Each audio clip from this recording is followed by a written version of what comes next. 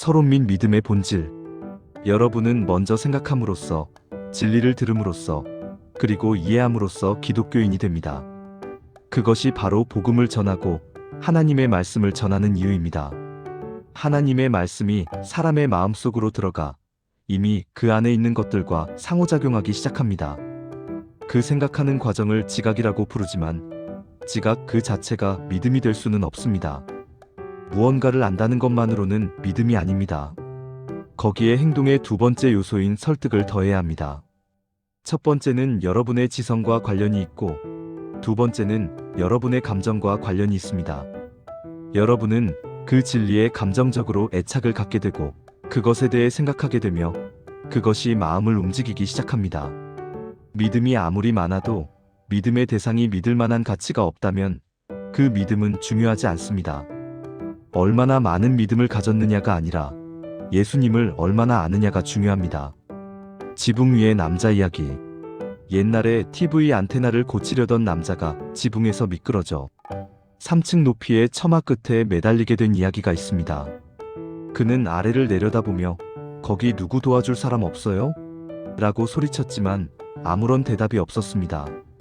마침내 그는 위를 올려다보며 "거기 위에 누구 도와줄 분 없습니까?"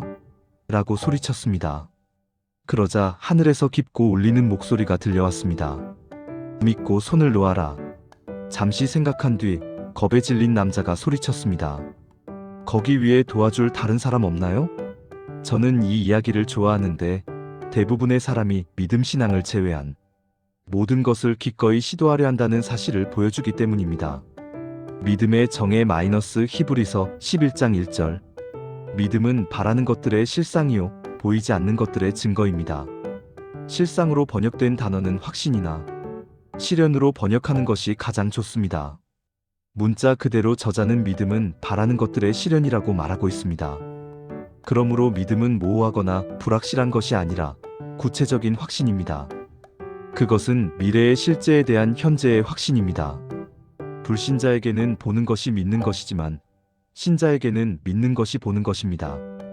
제육의 감각으로서의 믿음. 믿음은 하나님이 우리에게 주시는 제육의 감각과 같습니다. 그것은 그분의 선물입니다. 믿음은 우리가 보이지 않는 세상을 굳게 붙잡아 우리의 경험 영역으로 가져올 수 있게 해줍니다. 보이지 않는 세상에는 우리가 빛이라고 부르는 것이 있습니다. 오직 눈이라는 감각을 통해서만 볼 수 있습니다. 눈이 없다면 당신에게 빛은 존재하지 않습니다. 보이지 않는 세상에는 음파가 있습니다. 하나님은 당신에게 그 음파를 들을 수 있도록 귀라는 도구를 주셨습니다. 그것이 바로 영적인 영역에서 믿음이 당신을 위해 하는 일입니다. 영적인 영역에는 하나님의 약속, 하나님의 실제, 예수 그리스도의 역사가 있습니다. 하나님은 보이지 않는 것을 취하여 당신 존재의 일부가 되게 하는 믿음의 선물을 주십니다. 믿음의 3단계. 믿음은 지각에서 시작됩니다. 마음이 진리의 내용을 받아들이지 않으면 구원받는 믿음을 갖는 것은 불가능합니다. 하지만 지각 자체가 믿음은 아닙니다. 단지 아는 것은 믿음이 아닙니다. 거기에 두 번째 요소인 설득 확신을 더해야 합니다. 당신은 그 진리에 감정적으로 연결됩니다. 마지막으로 수행이 있어야 합니다. 구원받는 믿음은 나의 전 존재 지성, 감정, 의지가 그리스도의 전 존재를 받아들이는 것입니다. 진짜 믿음은 내가 하겠다, 내가 한다, 내가 믿고 받아들이고 영접한다고 말합니다. 믿음으로 이해하는 창조. 믿음으로 모든 세계가 하나님의 말씀으로 지어진 줄을 우리가 아나니. 히브리서 11장 3절. 성경은 우리가 세상이 어떻게 시작되었는지 믿음으로 이해한다고 말합니다. 진화론자들은 그것이 문제이며 비과학적이라고 말합니다. 잠깐만요. 하나님에 대한 믿음은 우리에게 우주에 대한 이해를 줍니다. 우리가 보는 물질적 우주는 물질적인 것으로 만들어진 것이 아닙니다. 하나님이 우리가 보는 것을 창조하셨습니다. 기독교인이 되는 것보다 진화론자가 되는데 훨씬 더 많은 믿음이 필요합니다. 믿음 없이는 하나님을 기쁘시게 못함. 믿음이 없이는 하나님을 기쁘시게 하지 못하나니. 히브리서 11장 6절. 믿음은 필수적입니다. 믿음 없이는 하나님을 기쁘시게 할 수 없습니다. 하나님께 나아가는 자는 반드시 그가 계신 것을 믿어야 합니다. 믿음의 시작은 단순히 하나님이 계신다는 것을 믿는 것입니다. 활동적인 믿음. 믿음은 수동적인 단어가 아니라 능동적인 단어입니다. 믿음은 무언가를 합니다.